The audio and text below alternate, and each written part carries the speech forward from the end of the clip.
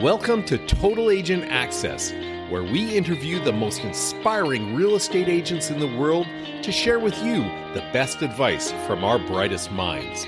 With your host, me, Colin Bredner.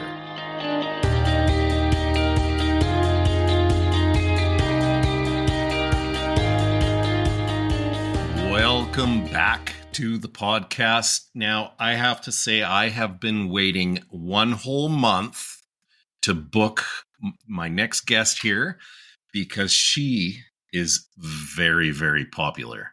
And I have to admit something right here on the podcast, and you can hold me to this. I'm a bit of a fanboy of my next guest here. We have none other than Gogo, Bethke, the queen of real estate social media. Gogo, all the way from Florida, how are you? I am wonderful, and I might brag a little bit with the nice and sunny and 75. That is a brag because I stepped outside and it was below zero today where I am up in northern Canada. So I really, really would appreciate you sending some of your great weather to us up here, please. Oh, I'll work on that. But if I can't, let me turn this light on. If I can, then I can always help you do the same thing that I did. And it's called move.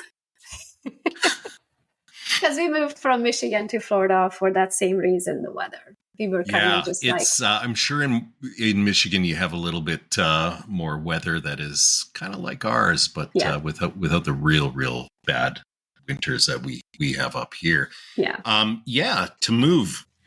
Only problem though is that I'm not American, and it becomes a little bit harder to move to the States. Since you're talking about moving, let's take it back to negative 40 degrees in Transylvania, Romania, where I originally moved from. Because I'm not. This is a really good segue. You are from Transylvania, Romania. Yeah. Initially. Made famous by a book. So I moved in when I was 21 years old. I didn't speak English, believe it or not, until I was 21 years old. Isn't that crazy? I think that's blows my mind every time I say that out loud. Came by myself, borrowed $200, got on a bus, got on a train, got on a plane, came to a country where I didn't know a single human being, and figured out I'd try out my luck. And why did you do that? I don't know. I always felt like I didn't belong in my culture, right? And my culture is a little slow. I always joke and say that if the world is coming to an end, they will live another 100 years because they're so behind, right? Right. So I don't know. They still kind of have that mentality that the woman's place is in the kitchen, and you know what I mean? And as you can notice, I don't live life like that. Don't get me wrong. I believe that the man needs to be a head of the household, and I do cook, and I am a mom, and I am a wife, and we've been married for over 21 years. But that doesn't mean that I can't also make money. Yeah, I agree. What do you like to do with your family in your spare time? Oh, I don't know, just be. Right? Like we talk, we goof off, we annoy each other, we travel a lot, we spend time together, just kind of hang, right? But I also have now 14 and 16, going on 15 and 17, you know what I mean? So they don't necessarily want to hang with mom and dad as much anymore as they used to. And I'm sure that comes around, right around, I'm assuming age 20, 21, they slow down a little bit, come back home, hang with mom and dad a little more than they do now. But really it's just the travel and the hanging out that we do. I like to cook. That's my downtime. We love a lot of TV shows, and I don't watch TV, but we'll watch TV shows or movies or things like that. So that's pretty much it. What's your favorite thing to cook? Oh, I cook Hungarian. So when I cook, I always cook Hungarian because that's the food I'm missing, right? Because I can buy anything else here. So usually I was raised on soups every day of my life. I had a soup for lunch. So, or growing up, I should say, not so much in my adult life, but now that's what I miss. I always try to make a big pot of soup. So I always like to have soup in the house. So you talked about moving over here. What did you do before you got into real estate?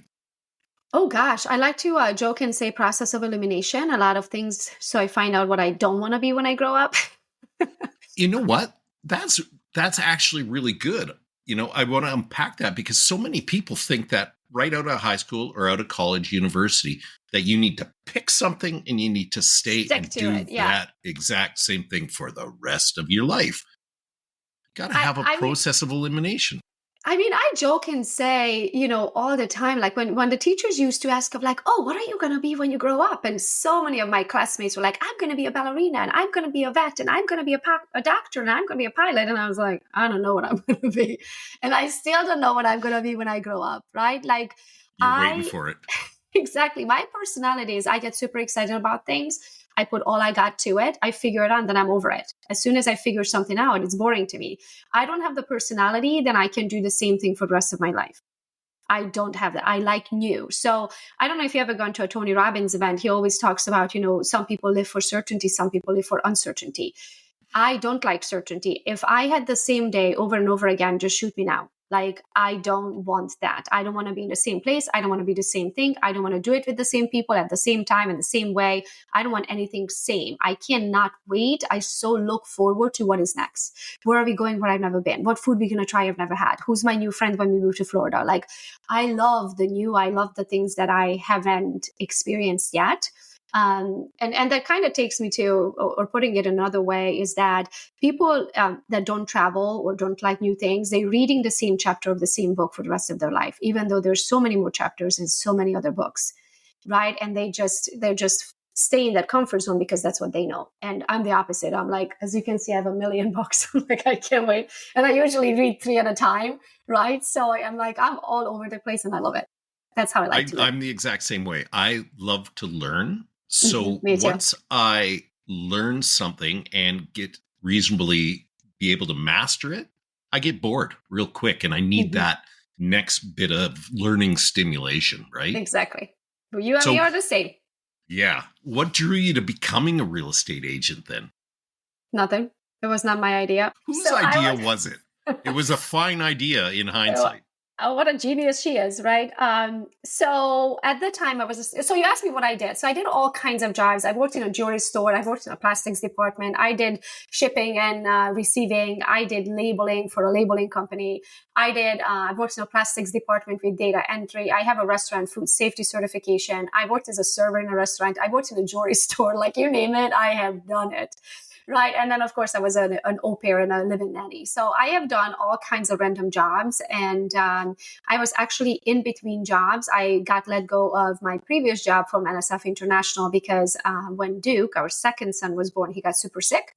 And I used up all of my FMLA, which at the time was like Family Something Leave Act or whatever, like vacation time and corporate vacation time. So they had to let me go because I had no more time and I needed to stay with my baby, right? So they let me go. So I stayed home for a little bit. And in that stay at home time, at the time, I could not imagine handing over a sick child to anyone. So it was a blessing, right? Then I had the ability to stay home on unemployment. But in the same time, about, I would say, almost 2 years I stayed home because I remember it was just after, a year and a little bit, because I was still nursing. I remember when I was going through my real estate licensing. So I was home with the kids, end of the driveway one day. They're playing outside, right? And my neighbor stops by, like driving by our house, and she stops in her car and she's like, hey, you're so active on Facebook. I see you all the time. I think you would make such a good realtor. She was like, I already talked to a broker at Real Estate One. You should go talk to him and see if you want to be a realtor. And I'm like, I watch HGTV all day. It doesn't seem that hard. And I'm like, how hard can it be? Right. So I was like, what a great idea. Right. So I went and talked to Real Estate One. They offered me that they will pay for my licensing if I pass. I passed right away. So my investment into real estate for $0. And that was it. I passed first try and I was a realtor. Where else can you start a business with zero down? And even if you have to pay for licensing, like we sell people's largest assets and we have a 40-hour training. Right. It's a little bit different where I am. It's a little bit more difficult, but yeah for, up here, $1,000 down and then $2,000 for licensing, $3,000, you have a business and an ability to make as much money as you want to. As hard as doesn't it take you guys like 900 hours or something? Isn't it almost like an associate degree? It takes about 6 months to 8 months if you put your head down and really go at it, you can take up to a year to do it. Okay, so is that 40 hours, like a full-time kind of? Probably a little bit more. Wow. So if you work 40 hours considered full-time, right? That's 2,080 hours in a year. So you guys go more than 2,000 hours to get a real estate license, and we get it in 40. Yeah, it's like, if you want to do it right, I know some people that do it around their job, like at night or something like that. And it may take 8 months or so. And then the exam that you have to write is quite difficult. I tell everybody, take 2 months and study solid before you write it, because you have to get 70% on it, right? So really, yeah. So I mean, even in Michigan, it was super hard. I didn't think it was. I love math. So math is super simple to me because I don't have to translate it. In my mind, when I talk, I still translate, right? Because my native is Hungarian, then I spoke Romanian as a second language, then English as a third language. So my brain still translates. There's a little bit of a delay when you talk. I'm translating in my head, right? But when it comes to numbers, when you look at it, numbers look the same in Hungarian as they look in English, so I don't have to translate them. So I was praying, please give me number questions, because I don't want the widower, widowee, mortgager, mortgagee. I was like, I don't freaking know. Like, just give me math, right? Like, don't give me English, because I'm going to fail. And I got lucky. I got all of the math questions, or a lot of the math questions. Our testing is 90 minutes. I was in and out in like 50 minutes, less than an hour. They wanted to send me back. It's like, you should probably go back and look at your questions. And I was like, if I go back, I'm probably like double question myself, right? And get it wrong. So I was like, no, thank you. And I passed. But when I was in the waiting room, there were a lot of people.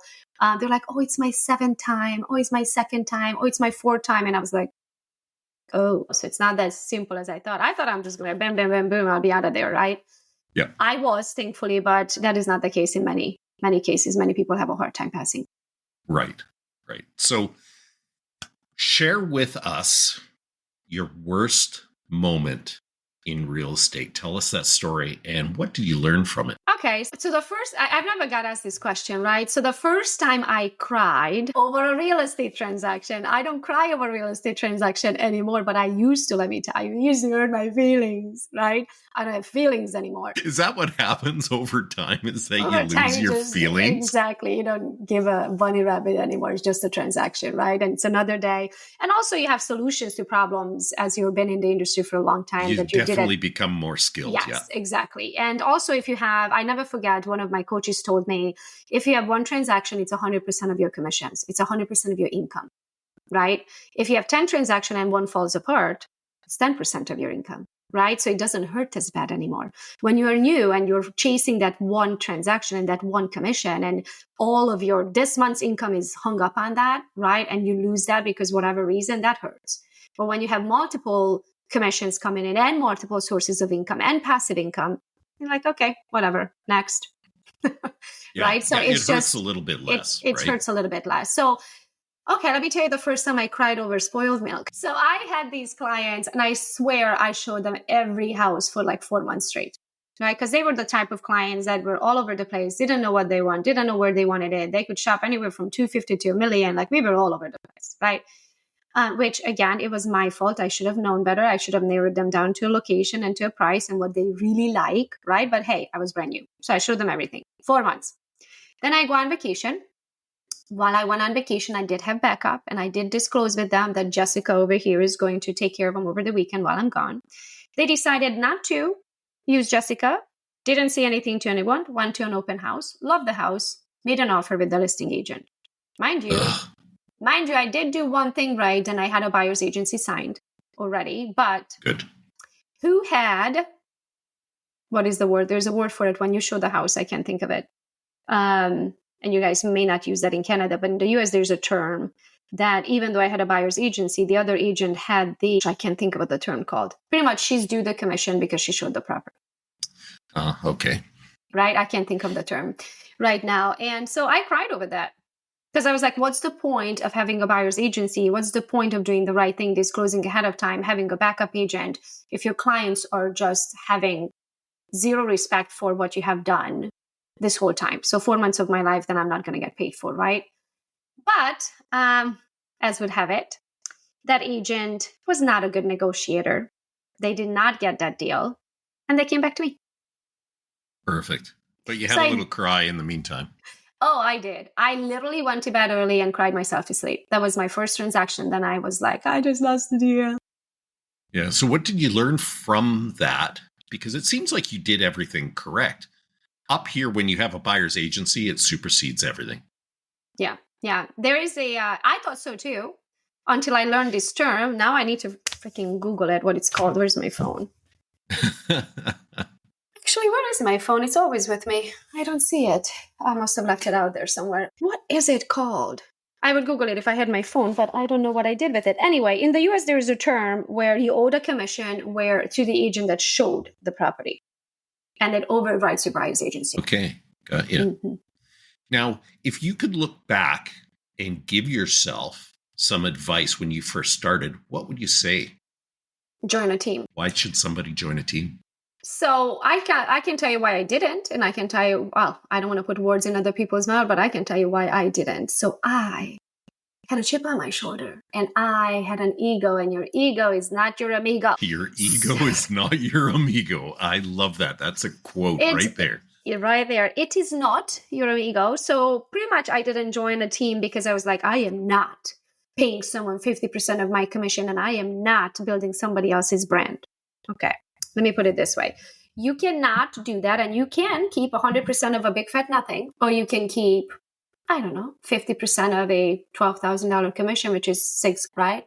And you learn faster. They spoon feed it to you. They teach you to negotiate. They teach you to fish, to put food on your own table. They teach you every step of the transaction, and you just learn it faster from the ones who's doing it. Or you can take the road I took and make $16,000 in year one, $36,000 in year two, $76,000 in year three, $156,000 in year four. Or I could have joined a team and made the 156 year one and speed it from there. Right. Being a team leader, I completely understand where you're coming from. But that only works. This math I'm teaching you here only works if you do, meaning that I would have been the team member, and I'm like, if I see a top producer going out of the office, where are you going? I'm going with you. I mean, I would be sitting shotgun right next to them in their car before they even leave the office. They're like, what are you doing here? I'm like, I'm going with you. Wherever you are going, I'm going to shadow you, right? Like I would have been at every training, at every, contracts training. I would have been at every negotiations, at every open house, at every listing appointment, at every buyer's agency agreement signed. Like I would have been at every appointment, and I could have attached myself to a top producer to learn from them to speed up the trajectory of my success. That's what I would do different than I know better today. I would be on a team for 6 months to a year, learn everything I can, and then go out on my own. Yeah. So we've all had one, the moment that it clicks, where it all makes sense and you gain a sense of clarity. Tell us your aha moment, that moment that sticks with you and helps push you forward. Ooh, yeah, good questions. Okay. So, and mind you guys, I did not read the questions, so these are literally straight from my heart. Okay. So the one I can we love that about you.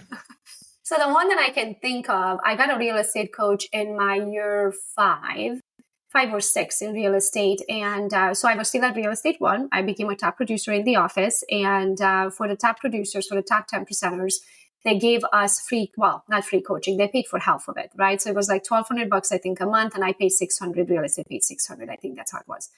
And so I had my cute little coach. First, I had a coach that called me weekly and told me, asked me how was my week. And then, so he got fired. And then I was like, I need someone who can kick my ass. Excuse my French. Someone who's like a bulldog, someone who can, because I have the personality that you can't tell me what not to do, but at the same time, you can't tell me what to do. If I don't feel like doing it, I'm not doing it. Right. And it's just my personality. So I need someone who can push me out of my so-said comfort zone. Right. And so I get this little firecracker. Her name was Sarah, little 4'9". Like she would chase you out of the earth and you would run like a dog with your tail between your ears. Like she was vicious, right? And I love that. She was an amazing coach. And she asked me one day of like, how much money do you want to make next year? This year? How much money do you want to make this year? Never had that question asked. Not even myself. I never planned like that of like, oh, there's a goal that I'm chasing, right? I was just chasing that next commission on the hamster wheel. So I told her I want to make, guess how much I made in the end of that year? 156. 156. So what I learned from that is 2 things. A, holy shit, this works.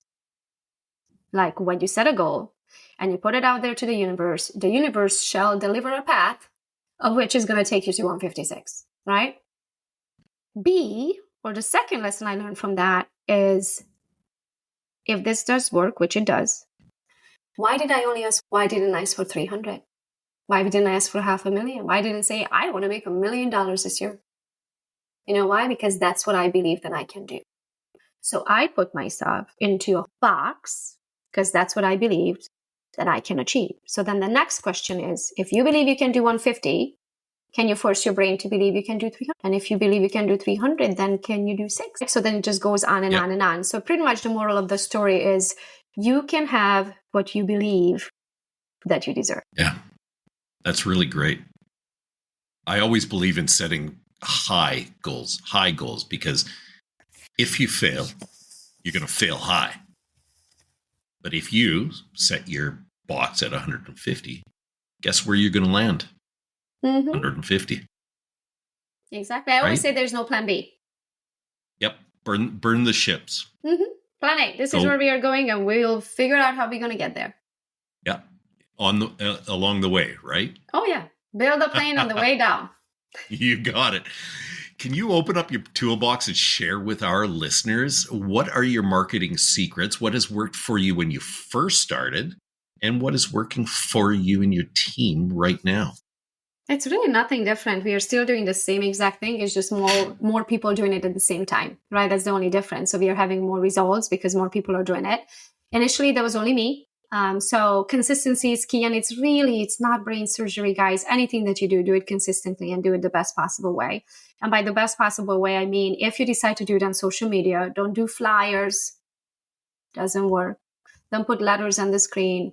Doesn't work. Do a video, talk to the camera, talk about whatever's going on in the industry, whatever's on your mind, whatever you achieved today, who are you closing with, what new restaurant came to town, whatever that's going on in the real estate aspect of your life, right? And just post videos about it. Everything has to be a story. Stories sell. Okay. Facts tell, stories sell. If you say, today's mortgage rate is 3%, it's not. Let's say more like 7. Today's mortgage rate is 7%. Do you want to buy a house?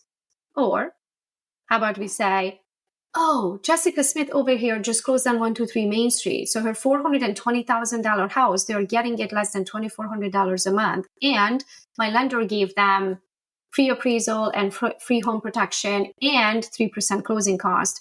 If this sounds like too good to be true, give me a call because it is true and I can show you how, right? So it's a story. I said the same exact thing, but broke it down into numbers. So it's a story versus facts. So always has to be a story. And at the end of the story, you always have to do a call to action. So I said, give me a call. I can show you how, right? So you always have to do a call to action. Sometimes, or so many times, I see agents are posting and there's no call to action. You can't assume that the person on the other end understands what the heck do you want. Imagine that they have no idea. They're a 3-year-old. They have no idea what you were trying to achieve with this post, right? So you always have to be on camera. A-B.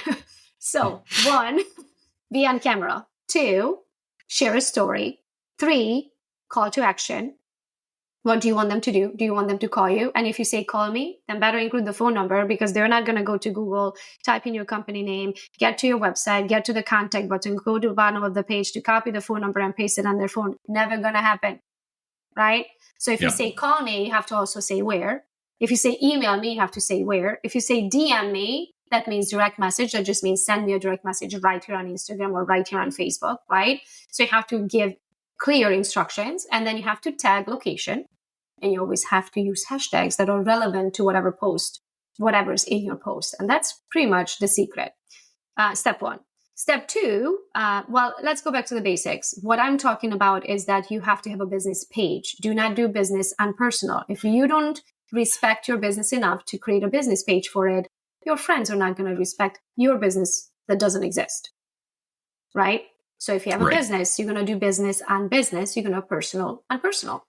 That doesn't mean that when you create a post. So when I create sometimes a post on Gogo's real estate, I will share it to my personal. If it's like an event, then I can invite my friends to, right? Things like that. But other than that, my business stays on business page. My personal stays on personal. That's where my kids grow up. This is what I run business, right? So that's the basic. Then you're going to start doing posts. We talked about what the post needs to look like. And then third, you have to do it consistently. So we are super scheduled. It might not feel like to you when you go to my profile to see, but everything I do is super scheduled. I do the same things over and over again. Every Tuesday at 11, I do a podcast. Guess what time it is? Guess what day it is? Tuesday at 11, I'm on a podcast, right? So everything that I do is super scheduled. So I will then go live and be like, hey guys, I'm going on whichever podcast I am on. Here's the link so you can watch it live, right? Like, it doesn't seem like it is scheduled on your end. It just looks like I'm on a podcast. But if somebody starts paying attention, they realize it's always on Tuesday and it's always at 11, right? So everything that you do from now on is going to be super scheduled. So on my real estate team, here's the weekly schedule if you want to write it down. Mondays, post a listing, any listing, I don't care. Find one in the MLS. You might be specializing in lakefront properties. You might be specializing in moving up, moving down, moving out of a parents' basement, whatever that is that you specialize in. You might specialize in hunting land. I don't know, whatever that you specialize is a listing every Monday. Every Tuesday, one of your listings. If you don't have a listing, go back to find something again, right? In your KV core. Wednesdays, search for homes. So that is every realtor has a search for home in their own website, right? In your own CRM website. Thursdays, these are the open houses for, in my case, the area that I cover is so small, I do a whole county. But if the area you cover like a nice city and there's always open houses, you can just do the city or a specific area.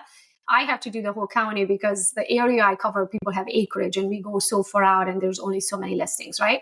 So every Thursdays we do, these are the open houses for the weekend in Livingston County. And then every Friday, how much your home is worth. So this is the same schedule. Monday, a listing. Tuesday, one of your listings. Wednesday, search for home. Thursdays, open houses. Fridays, how much your home is worth. And then my agent, Saturday and Sunday, they hold open houses. So they go live from the open houses. So we pretty much have a post in Gogo's real estate team every single day. Right there. You just gave the blueprint. So Have if you didn't write that down, go back and listen to that once again. Write it down because Gogo just gave you a whole bunch of gold right there on how to create content, when to post, and your schedule.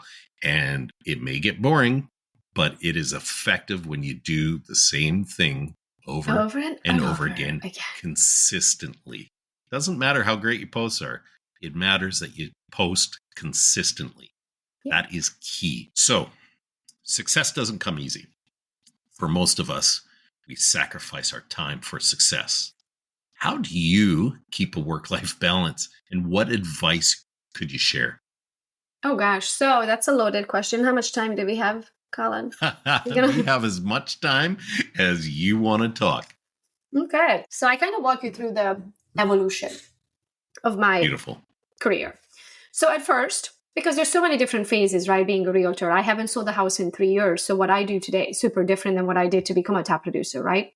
Yeah. So originally when I started, my kids were 2 and 4 by the time I got licensed. So I was a stay-at-home mom. I literally stayed home with the kids all day because we could not afford babysitters, right? I didn't make enough money to pay for sitters. So I stayed home all day. And then I used that time when my kids were napping or watching TV. I used that time to make posts, to talk to people, to reach out, to send video messages, to like anything I could do online, right? And then if someone wanted to see a house, I said, oh my gosh, I'm booked until 5. My earliest is 5:30. But I can meet you at 123 Main Street anywhere between 5:30 to until the sun goes down, right? Which is usually 8:30 in Michigan. So that's pretty much what I said. I didn't say, hey, I'm watching my kids and I have to wait until my husband comes home. I said, oh my gosh, I'm totally booked. My earliest availability is 5:30 today, right? So pretty much what I did, my husband goes to work. I stay home all day. As soon as he walked in on the door, I handed over the babies. Peace out. I was gone showing houses and I worked evenings. Which in real estate kind of works perfect because your clients are at work during the day anyway. So anything usually happens, listing appointments, buy-sides on weekdays is usually happens in the evening. And then weekends and holidays. So I pretty much worked when my husband didn't. He didn't have to work weekends. He didn't have to work holidays. In real estate, we work weekends, we work holidays. It's like a restaurant industry, right? Yep. You always work. So that's pretty much what I did. During the day, I've done anything I could online. And then evenings and weekends is when I did the boots on the ground kind of work, right? And then if I sold the house on the weekend, it was easy because I really had to do paperwork, send it to the title company, talk to the appraiser, do all of that. And there were times when I had to show up for a home inspection with a baby, right? I'm like, hey, I have a sitter, 4 hours home inspection. He can be on the hip. What do I care, right? So, and then it got easier as the kids were growing up and I was able to start sending them to school, right? And when they started going to school for a few hours, that's when I scheduled my home inspection. So if Kobe was in school on Tuesday from 9 to 11:30, guess when I was doing a home inspection? Tuesday from 9 to 11:30. right? And so pretty much you just work with your schedule. And then over time, I worked all the time. So there became a time where I was making enough money where I could easily afford a sitter. And that's when it became that, hey, I work all the time. And I did. And I really had like a easy 90-hour work week. If I wasn't working, I was on a call. If I wasn't on a call, I was on, negotiating or writing offers or marketing or just constantly working. And then one day I looked up, I remember being at like my son's soccer game and he was trying to talk to me. And I was like, hold on, honey, I have to take this call. Right. So even though I was like there, I was the soccer mom, right? Was I really there? I had no idea if my child won or lost the game. Right. I was physically there, not mentally there. So I said, okay, something has to change, right? Because I also don't want to miss out on my children growing up. I got myself an assistant. Her name is Christy. She's been with me for going on 12 years now. So then Christy took off all the paperwork off of my plate. So I'm really good. I'm a very organized chaos kind of person, meaning I don't actually like to organize things physically. In my mind, I know where everything's at. Ask me where it's at. I can tell you which email, who sent it, what day, find it, what letter starts with, right? So I'm super visual. I'm organized like that, but I never had a file for my clients before Christy. So then when Christy came into the picture, she organized my life on paper, right? And then started having files and all of that stuff. And then I strongly recommend, if you're in real estate today, get a TC. Back in the day, I did not have an option for TC. Today, I would not do paperwork if you put a gun to my head. It is not worth your hourly rate. Think of it this way. How many hours do you think you push a file from start to finish? 8, 10 hours by the time you get to the closing table, right? Like, oh, make sure everybody got their emails. Oh, did we order title? Oh, is there anything wrong on the title? Oh, did we have inspection? Or anything needs to be negotiated on the inspection? Oh, is there any addendums that we need to write? Oh, did we get the signatures back? Oh, we need to add this to the addendum. Addendum A, addendum B, addendum C. Oh, now we need to get appraisal, negotiate the appraisal. Oh, did we tell them that the appraisal came in short? Oh, we did. Okay, did we negotiate? I don't do any of that. That is not your time best spent. Your time best spent, go get another lead. Somebody else can push that file to the end of the table, right? And so pretty much all I did is negotiate. When the negotiations were done, I just called Christy. Hey, we just agreed $5,000 seller concession. Price is the same. Can you please send over addendum, right? And so she would sit on the computer. She would get it on. I'm off to get a next client, get another seller, get another buyer, do another open house, those kind of things. So that's what I would do. So think of it this way. If you get a transaction coordinator, they don't cost you anything. At least here in the US, we pay them if and when we close. So that agent, that they're not an agent technically, that transaction coordinator works the file the same way you work the file. And if that deal falls apart, you don't have to pay them. Both of you just work for free, right? So there's no expense. It's an absolute no-brainer. So let someone do the paperwork, remove that from your plate, and use that time to go make more money. And then as you evolve, as you learn these tricks in the game, right? Everybody saves their money, but here's the thing. Show me one person who got rich by saving their money. You need to make more. You don't need to save. You need to make more, right? And how do you make more? By creating more time and opportunity for yourself. So remove everything from your plate that doesn't make you money, that's costing you money, like doing your own paperwork, and then use the time to go make money. So then I built a team because do you know the quote? Then I'd rather have 1% of 100 people's efforts than 100%. Absolutely. I live it every day. Right? So then I was thinking, okay, let me get this straight. I can go work 20 hours with a buyer, because the minimum you work 16, 20 hours with a buyer. By the time you show them houses and negotiate an inspection and go to the closing table and yada, yada, it's at least 16 to 20 hours, right? If not 30. And I make, let's say $10,000 average commission. What is that? I don't have my phone up. So it's what? $10,000, 30 hours. What is that? $300 an hour? Can't do the math. About that, yeah. Okay, so I can do that, or I can get 2 buyer's agents, give them 2 leads, even though a 50-50 split, the 2 of them sell 1 house each. I'm at 100% of a commission, because 50% from 2 is 100%, right? Yep. And I didn't work a single hour. There's something there. There's something there. And then EXP came about, and then EXP says, you have the company grow, and then we'll give you 3.5% of every agent's commission. Pretty much not. I mean, levels are a little different, but let's say 3% in average, to some percent in average. So you could have 100% of one commission, or maybe you could have 3% of 1,200 commission. It's amplified. Right? So then you start thinking, it's just math, right? It's just math. So then you have to figure out where do you want your time? Where is my time best spent? Is my time best spent to go get another seller or another buyer to make one more commission? Or should I give that buyer and seller to my agents, take a 50% cut, and then spend my time on agent attraction over here, build a massive downline and organization, and take 3.5% of 1,400 agents? So then on top of it, I decided I'm only going to work Monday to Wednesdays because 2 years ago, one of my best friends passed away in a car accident. And I realized how, poof, we just gone one day. And what if that happened to me? Like, did I really spend my time and my life the way I really wanted to spend it? Or was I chasing the next commission? Because guess what? You can't take commissions to heaven.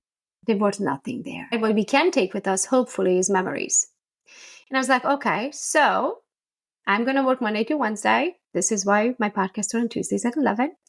And I'm going to take long weekends for the rest of my life. So Thursday, Friday, Saturday, Sunday, I don't work.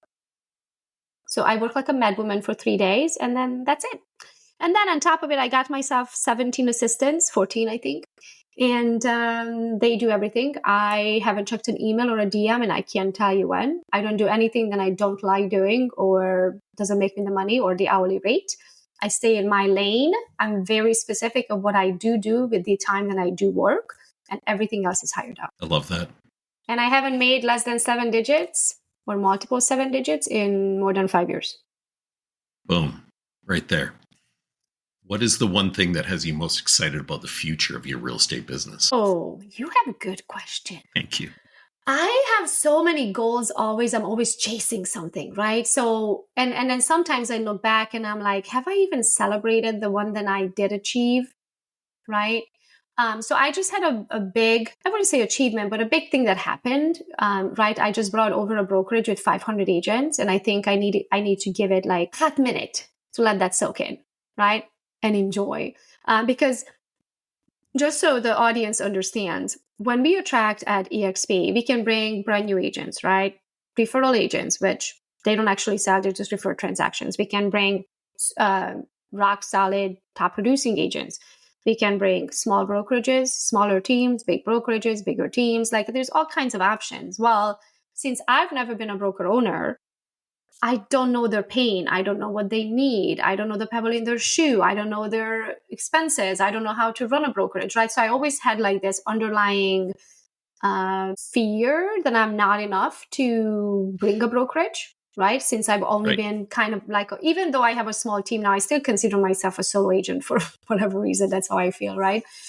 So I had that underlying internal battle or whatever you call it, right? And then now that it did happen, I want to let that soak in, right? That yes, I can do that. I am deserving of that level, right? And then whenever you reach a level, I'm always then question myself, okay, so if I can do this, then what else can I do, right? So my chasing is not necessarily, how do I answer your question? I feel like I have achieved so much in my life that I've never even dreamt about. And somehow accidentally, I just happened to achieve it. Like I have two Comma Club awards. Let me show you them because we are about to hang them. So I have 3 of these, right? Awesome. Aren't they pretty? Very nice. That's the 2 Comma award from ClickFunnels. Yes. So I have 3 of them. And so what I'm trying to say with this is that if you asked me 3 years ago, maybe 4 years ago, what a 2 Comma Club award is, and if I ever want to achieve to get one, I didn't even know what it was. Right? So sometimes I feel like we achieve certain things and it wasn't even a goal. It's just you started doing something, you put all your time and energy into it, and next thing you know, there's an award and you get one. You're like, oh, I didn't even know there were awards, but that's great. But now that you gave one, I want another one, and then I want another one, right? Yeah. So I feel becomes addictive. Yeah. So I feel like I get new ideas all the time, and the way the ideas come to me, they are so random, right?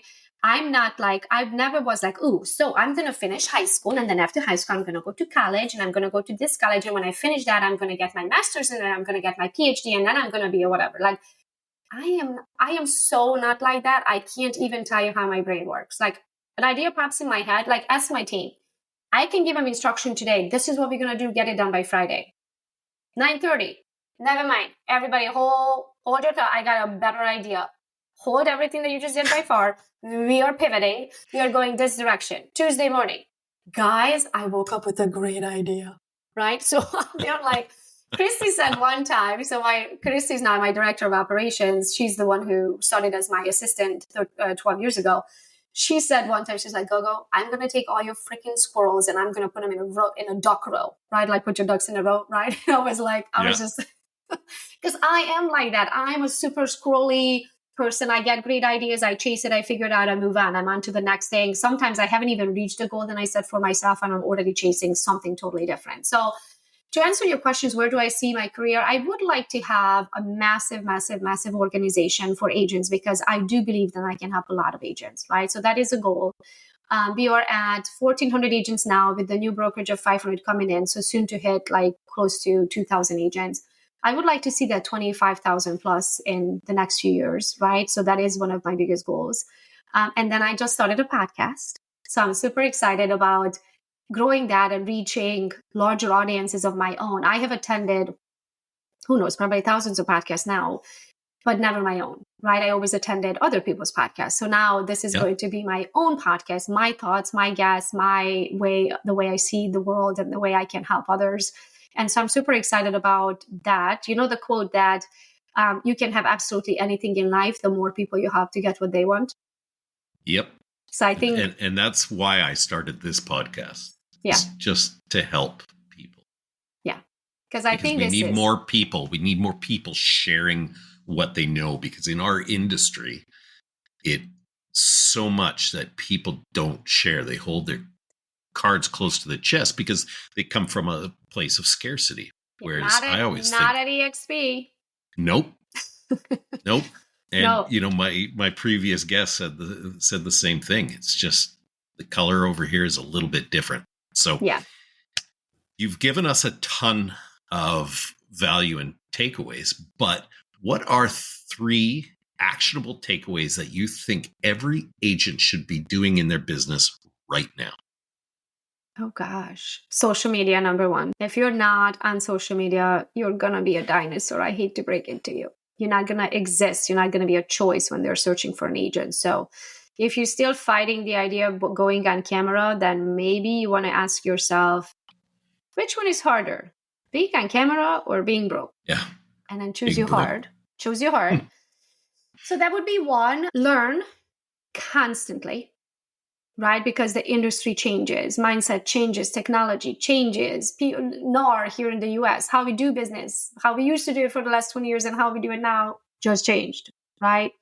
So go to events, read books, join masterminds, surround yourself with the smart people so you know those things before they're here. And then you're already prepared before the freaking freight train just hits you. That would be number 2 for me. And number 3, I would say something about that balance thing, right? Like it's so easy to get caught up in the next commission, but one day you're going to look back, and I don't want anyone to have it not a healthy marriage, no friends, no vacations, like a vacation on the beach with your laptop. Is that a real vacation and your phone attached to your like AirPods in your ear going swimming, right? Like, no, that's not a real vacation, right? So I would really like to say that concentrate on to live an actual life and not to chase that next commission. So you can have it all. Because I see so many people who are, let's say they are top producers, but they are on their 5th wife. Or they are top producers, but they are overweight. Or they are top producers, but can't keep a friend for the life of theirs, right? Or they don't have time for friends, and that's why they don't have friends, right? And so I think my goal for everyone, or my prayer for everyone, would be that you have it all. Then you can have the most amount of life, the best life, right? With the most amount of money and with the bestest friends and family surrounding you, and feed your brain. Love that. So what do you see in the future for organized real estate? What are our challenges? Oh gosh.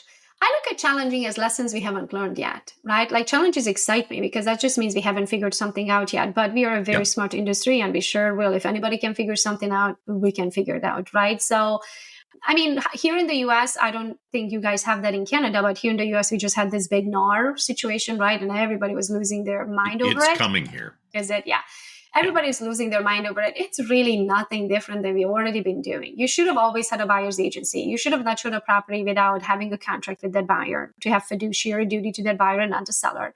You should have negotiated your commission, right? And now that's the only difference, is that we also have to negotiate it with the buyer. In the past, our commissions was listed on the buyer's agency agreement, but we just assumed that the seller will pay it, right? Where now you have to actually have the conversation with your buyer that, hey, if the seller is not willing or not able to pay my buy side 3%, that you're willing to pick it up because I don't work for free, right? And I think what's going to happen in the industry, in my opinion, it just helped us. It just helped buyer's agents, right? Because if you think about it, buyer's agents in the past, we just assumed we work for free until we have a commission. Now we have a guaranteed commission, right? Yep. And we can also even charge a retainer fee. I'm like, okay, I work for 3% plus $600 up front, because I could be showing houses for you for the next 4 months and you don't buy anything. So how about a retainer for 3 months, $600 plus a 3% commission if and when you buy, right? So now there's a cost of doing business. In the past, they just assumed you work for free. Yeah. Yeah. And it's going to become more like running a business and instead of just hoping. I've been saying for years that I hope they make it mandatory that you have to have a buyer's agency agreement, because it only makes sense. We have contracts for sellers. Why don't we have mandatory contracts for buyers? We always did. I don't know if you guys do in Canada. We always did. So we cannot present. Not mandatory. Well, not mandatory to enter a home, but it's mandatory to present an offer. You have to show agency when you present an offer. So most of the time, what agents do is that they sign a buyer's agency at the time of presenting the offer, right? Versus signing it from day one, from the first house that you ever showed, right? That's the only difference, in my opinion, is that they're going to now sign it on time. You're going to have a buyer consultation, just you have a seller consultation. You walk them through the process of buying a home and what's expected of the buyer and what's expected of you as your fiduciary duty to the buyer. And what is it going to cost them? Yeah. I think it's super easy. In my mind, nothing happened. We were already, my team always had to sign a buyer's agency. Maximum. You were already there. I was already. The only difference now, we have to negotiate our commission multiple times. We have to negotiate with the buyers, have them agree that they're going to cover if the seller doesn't, then negotiate it again with the seller. Hopefully they pick it up. So then my fiduciary to my buyer, saving them as much money as possible, right? And if the seller refuses to cover the commission or partial commission, then I have to go back to the buyer and negotiate it again. Right? So it's nothing but negotiations. We have already been doing that. Anyway, just throw one more thing into the conversation. Yep. Exactly. Yeah. So realtors that I know are generally a very giving bunch. What are you doing to give back to your community? So I used to think that, being from Eastern Europe, giving was like tithe at church. Right? That's what I thought giving was. Give money. No, teach people how to make money. Because you can give a fish and the man will eat for a day. You can teach them how to fish and they will eat for a lifetime. So that's what I like to do. I like to teach. Anything I learn, I teach. I started Gogo webinars. That's one of my membership-based products, right? Anybody in any industry can come. It's an entrepreneurial product. They can come and learn. So anything I learn, I create a training on it and I dump it in there. And so as Denzel Washington said in one of his speeches, he said, each one teach one. So my goal is to share as much knowledge as I possibly can. And then the Zig Ziglar quote, you can have absolutely anything in life. The more people you share your knowledge with, right? Pretty much the more people you have to get what they want. So that's what I like to do. That's my give back time, is to give my time, because an hour of your time is an hour of your life. Love that. That's so true. Teach a man how to fish. So next bit, are you ready? It is the rapid fire round. Go. Okay. What is the one piece of technology that you just can't do without, and why? And you can't say your cell phone and you can't say MLS. I'm going to give you two things, ManyChat and Go High Level. Boom. What is the best book you've ever read? Oh, I'll show you. Oh, I gave it to my son. My son got punished, and his punishment is he has to read it. It is Outwitting the Devil by Napoleon Hill. Outwitting the Devil by Napoleon Hill. Yeah. What is the best piece of business advice you've ever received? Never eat alone. Okay. This is my favorite one. Imagine you woke up tomorrow morning in a brand new world identical to Earth, but you knew no one. You still have all the experience and knowledge you currently have. Your food and shelter is taken care of, but all you have is a laptop and $500. What would you do to resurrect your real estate business in the next 7 days? I'm laughing because this is my exact life. I came from Romania, not even a laptop and not $500, $200. You forgot to say you don't speak the language. Okay, in your case, we'll make an exception. You don't speak the language. You also forgot to say that your name is impossible to pronounce to anyone. And then you decide to be in sales to sell a house, right? And I was like, who the heck is going to buy a house from me? So I would do exactly the same what I did. I would take my cute little laptop. I would go on Facebook. I would create my business page and I would start posting away with my accent. And never eat alone comes in handy, right? So then anybody I would run into, I would invite them for coffee. Oh my gosh, it was so nice running into yoga or at the grocery store or at whatever you run into someone, right? It's like, I would really like to get to know you. Can I take you out for coffee? Can you do tomorrow at 9? So I used to be caffeinated out of my ever-loving mind because I would have a 9 o'clock coffee meeting and a 10 o'clock coffee meeting. You know why? Because I could have invited them for lunch, but I couldn't afford lunch. So I figured I'll just have 2 coffees with people, right? You only have $500. Exactly. So then we're going to That's a lot more coffees than there is lunch, right? Exactly.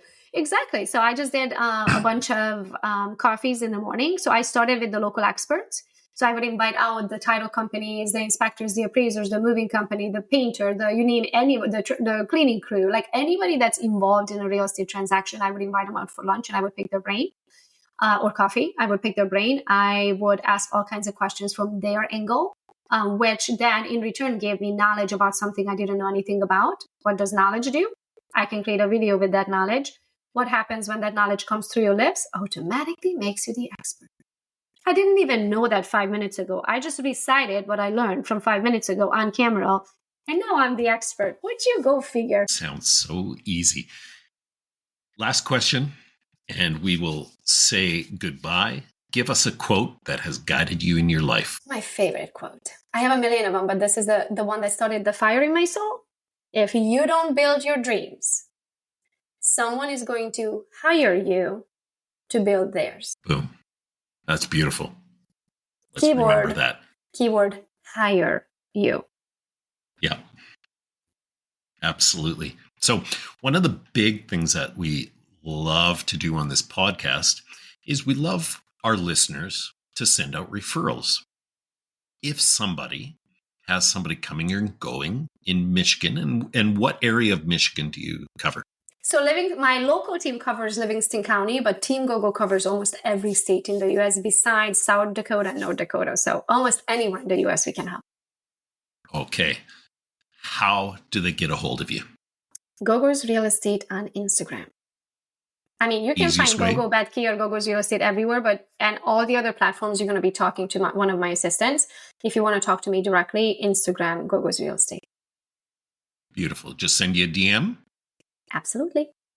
Perfect. And I will link your account in the show notes of this podcast. And I want to thank you from the bottom of my heart for taking time. I know you are one of the busiest and hardworking people that I know.